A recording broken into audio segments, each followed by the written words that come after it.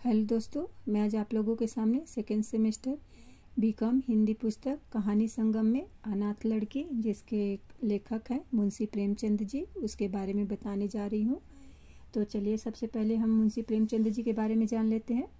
मुंशी प्रेमचंद जी का जन्म 31 जुलाई 1880 को और उनका जो निधन है 8 अक्टूबर 1936 को हुआ था। इनका जन्म स्थान है वाराणसी के पास लम्ही गांव है, वहाँ पे हुआ था। इनका असली नाम धनपत राय श्रीवास्तव है और इन्होंने मैट्रिक परीक्षा कंप्लीट किए थे। बाद में इन्होंने इंस्पेक्टर की पोस्ट, डिप्टी इंस्पेक्टर की पोस्ट में नियुक्त हुए थे और इनकी जो प्रसिद्ध रचनाएं हैं वो है प्रेमाश्रम, निर्मला, रंगभूमि, गबन, गोदाम एक्सेट्रा आदि।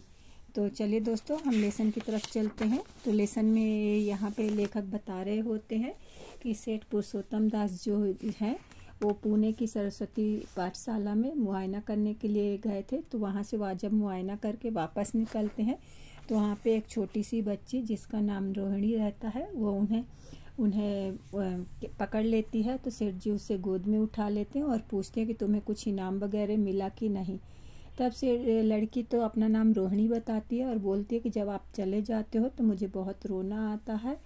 तो सेठ जी बड़े प्यार से कहते कि बेटा मुझे तो बहुत दूर जाना है, तुम कैसे चलोगी। तब यहाँ पे रोहिणी बोलती कि जहाँ आप चलोगे मैं भी वहाँ पे ही चलूँगी। तब यहाँ पे जो स्कूल मदरसे का एक ऑफिसर रहता है वो आगे आकर सेठ जी को बताता है कि इसका बाप 1 साल हो गए मर चुका है और इसकी माँ जो कपड़े सीकर काम करती है। तो यह देखकर सेठ जी के अंदर बहुत ज़्यादा करुणा उत्पन्न हो जाती है और वे ये सोचते हैं कि इस बच्ची के मन में कितने अरमान हो, कितनी ख्वाहिशें होंगी जब पापा जो है बच्चे को हाथ पकड़कर स्कूल लेके जाते होंगे और तो इसका भी मन करता होगा। इस तरह से सेठ जी बहुत ज़्यादा उससे लगाव हो जाता है और वो रोहिणी को गले से लगा लेते हैं और उससे बोलते हैं कि मैं तुम्हें अपनी बेटी बनाऊंगा, बट इसकी एक शर्त है, तुम खूब मन लगा कर पढ़ना। तो इतना कहकर जो रोहिणी को अपनी मोटर कार में बैठालते हैं और वो बाजार की तरफ निकल जाते हैं और रोहिणी की जो आंखें हैं बड़ी बड़ी गर्व से फूली नहीं समाती हैं, उसका चेहरा खिला हुआ रहता है। जब सेठ जी रोहिणी को बाजार की बहुत सैर कराते हैं और बहुत सारा सामान खरीद कर दे देते हैं, कुछ अपने पसंद की, कुछ रोहिणी के पसंद की। और शाम को जब घर वापस आते हैं तब रोहिणी की माँ जो है बाजार में अपने ग्राहकों के कपड़े देने के लिए गई हुई होती है, वो घर में नहीं होती। तो रोहिणी उन खिलौनों को देखकर बहुत प्रसन्न होती हैं, जैसे कि यहाँ पे दिया हुआ है कि ये जो मखमली बूटे गुलकारियों वाले जो हैं और गुड़िया जो चोचू करती है, बहुत सारे कपड़े। तो उसको उन खिलौनों से ज़्यादा ये बेचैनी थी कि वो अपनी सहेलियों को कैसे दिखाएगी। और यहाँ पे जब रुक्मणी आती है तो देखती है कि बेटी उसके घर में है और बेटी तो अपनी माँ को देखकर उसके पैर पकड़ लेती है और पैर पकड़कर बोलती है। माँ पूछती है कि बेटा तुम कहाँ गई थी। मैं तो पाठशाला भी गई थी। तब वो बताती है कि मैं इनके साथ बाजार घूमने गई थी, बहुत सारा सामान लेकर आई हूँ। तब यहाँ पे रोहिणी जो है सेठ जी से हामी भरवाती है कि आप मेरे पापा हो कि नहीं हो। तो सेठ जी भी असमंजस में पड़ जाते हैं और बच्ची की जवाब का क्या उत्तर दें। तब वो बोलते कि हाँ मैं तुम मेरी बेटी हो। तो रोहिणी इतने में बोलती है कि अब आज से आप हमारे साथ ही रहोगे। तब वो बोलते कि बेटा अगर मैं तुम्हारे साथ रहूँगा तो काम कौन करेगा। तब यहाँ पे रुक्मणी जो है वो अपना दरवाज़ा खोलकर सेठ जी को बड़े अंदर से ले जाती है, जो गंदे कपड़े वगैरह रहते फटाफट बाहर करती है। और सेठ जी के बारे में रुक्मणी पहले से ही जानती थी, उनका नाम सुन चुकी थी अपने पति के द्वारा कि कितने दयावान है। और आज बड़े मुश्किल से उनको ये भाग्य आया कि आज सेठ जी के दीदार उनको अपनी आंखों के सामने हो गए।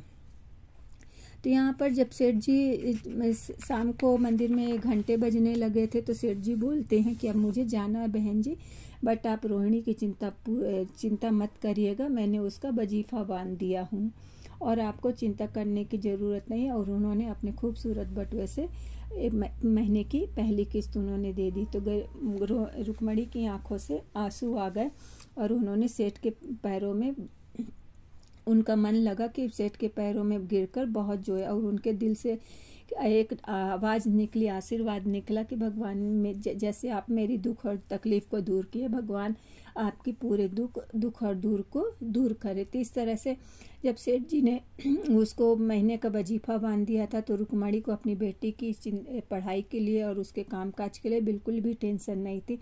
इस तरह से रोहिणी और जो उसकी माँ रुक्मणी है, दोनों पाठशाला जाने लगी। दोनों एक ही क्लास में पढ़ती थी। रोहिणी जो है हमेशा पहले आती थी और माँ थोड़ा सा रोहिणी से पीछे हो जाती थी।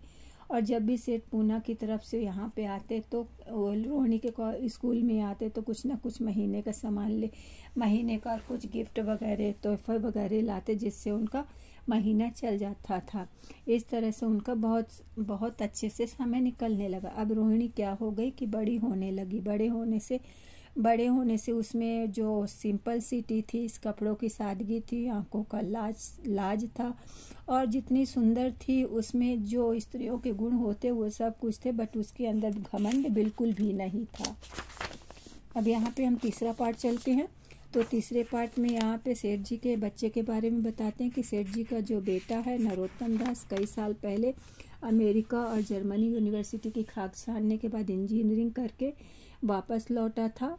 तो वापस लौटने के बाद सेठ जी ने उनकी कामयाबी के लिए बहुत एक अच्छी पार्टी दिए थे। तो जलसा मुंबई में रखे थे, जिसमें से बहुत सारे लोगों को इनविटेशन दिया गया था, और रोहिणी के सरस्वती स्कूल को भी इनविटेशन दिया गया था। तो रोहिणी के लिए भी ये पहला मौका था कि उसने अपने लिए अच्छे अच्छे कपड़े बनवाए थे, और रंगों के चुनाव में भी बहुत अच्छी सुंदरता थी। तो सेठानी कौशल्या देवी, सेठानी मतलब किसके, सेठ जी की पत्नी का नाम है कौशल्या देवी।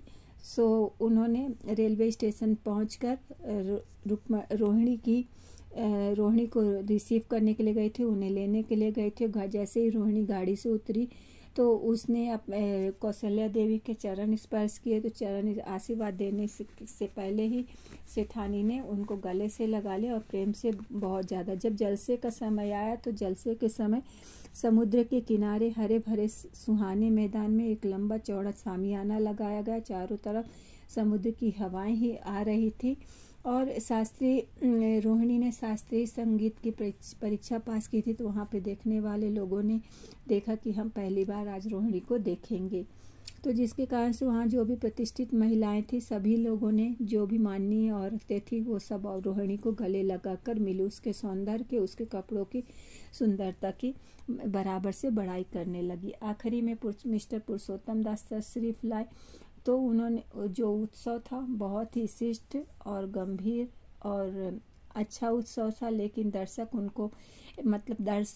की जो एंजॉयमेंट का था, ये दर्शक उनको देखने के लिए पागलों की तरह उमड़ पड़े थे। कहीं कुर्सियां गिर रही थी, कोई कुर्सी के ऊपर, कोई सामियाने के ऊपर, कहीं कहीं पे लटक रहे थे, और पूरा का पूरा माहौल जो है हौच पौच बन गया था। तब यहाँ पे जब भीड़ बेकाबू होने लगी, तब रोहिणी ने बहुत ही सुंदर एक गीत शुरू किया था जो देश प्रेम से डूबा हुआ था। उसकी सुंदरता से सभी लोग मंत्र मुग्ध हो गए। सभी लोग उसकी तरफ देखने लगे। जैसे ही गीत बंद हुआ, सभी से तारीफ की एक ही आवाज़ आई। उसके बाद जब नरोत्तम दास जी को धन्यवाद देने के लिए बुलाया गया, तो उनके मुंह से एक भी शब्द नहीं निकला। तो नरोत्तम दास जी के बारे में बता रहे हैं कि वैसे तो अपने सामने, लोगों के सामने बहुत सारी बातें करते हैं, मित्र मंडली में बहुत सारे बातें करते हैं, बट जब सार्वजनिक सभा में खड़े होने से तो उनके पास कोई शब्द ही नहीं रहे कि वो किसी को बोल सके। उन्होंने बड़ी मुश्किल से धन्यवाद दिया। जलसा ख़त्म हो गया। जलसा ख़त्म होने के साथ ही सभी लोग अपने अपने जितने भी मेहमान वहाँ पे आए हुए थे, वो सब घर को जाने को हुए। तो सरस्वती पाठशाला के मेहमान भी विदा होने के हुए। तो कौशल्या देवी अपनी बेटी रुक्मणी को बोलती कि एक माँ से इतना प्यार और दूसरी माँ से इतना लगाव, मैं तो अभी तुम्हें जी भर के देखी भी नहीं हूँ। तब रोहिणी जो है एक हफ्ते के लिए और रुक जाती है और कौशल्या देवी उसकी तैयारियों में कि बेटी को क्या देना, क्या ले विदाई करने के लिए पूरा हफ्ता उसके तैयारियों में खर्च हो जाता है। जब विदा करने का समय आता है 7वें दिन, तब कौशल्या देवी और नरोत्तम दास वहाँ पे स्टेशन में उसको छोड़ने के लिए आते हैं। तो नरोत्तम दास जी बहुत ज़्यादा दुखी हुए रहते हैं, उनका चेहरा उदास रहता है। तब कौशल्या देवी को शायद पता चल जाता है कि उनका बेटा उनसे प्यार करता है, तो वह अपने बेटे से बोलती है कि क्या रोहिणी पूना तक अकेले जाएगी, जा तू इसे छोड़कर आना और शाम की गाड़ी से वापस चले आना। तब नरोत्तम दास जी के चेहरे पर खुशी की लहर दौड़ चलती है और उन्होंने जो अपने मन के अंदर जो बात छिपा कर रखी थी वो सोचे कि मैं अब ट्रेन में पूरा टाइम मिलेगा तो बिना किसी हेजिटेट के, बिना किसी संकोच के वो अपनी पूरी बात को कह देंगे। अब चौथे पार्ट में चलते हैं। तो रुक्मणी को जो रोहिणी की माँ होती है उसको रोहिणी की शादी की चिंता सताने लगती है और आसपास के लोग बहुत ज़्यादा बोलने लगते हैं कि रोहिणी बड़ी हो गई क्या, बूढ़ी हो जाएगी, तब तुम शादी करोगी क्या। तो रोहिणी की माँ जो है रुक्मणी सेठ जी से बार बार अपनी बेटी की शादी के बारे में बात करती रहती है, बट सेठ जी बोलते कि मुझे भी चिंता, समय आने पर मैं बता दूंगा। तो रोहिणी को बम्बई से लौटे अभी महीना भर ही हुआ था कि उसने अचानक अपने पलंग के ऊपर देखा कि एक लेटर पड़ा हुआ है जो कि कौशल्या देवी ने किसको लिखा था, रुक्मणी को लिखा था कि रुक्मणी को मैंने जब से तुम्हारी लड़की को मुंबई में देखा है तब से उसके ऊपर बहुत ज़्यादा रीझ गई हूँ, अट्रैक्ट हो गई हूँ, उसके बिना मुझे चैन नहीं। मेरा भाग्य होगा कि मेरे घर की वो बहू बन सके। मैं गरीब हूँ और आप अमीर हैं, मैं आपकी लड़की लेना चाहती हूँ और सेठ जी ने भी इस रिश्ते के लिए राजी कर दिया है। आप चाहें तो ये मेरी विनती को कबूल कर लीजिए। मैं आपकी लड़की को फूलों की सेज पर तो ना सुला सकूंगी, बट मैं क्या करूंगी, हमारे घर में जितने भी लोग हैं सब उनको आंखों की पुतली बना कर रखेंगे।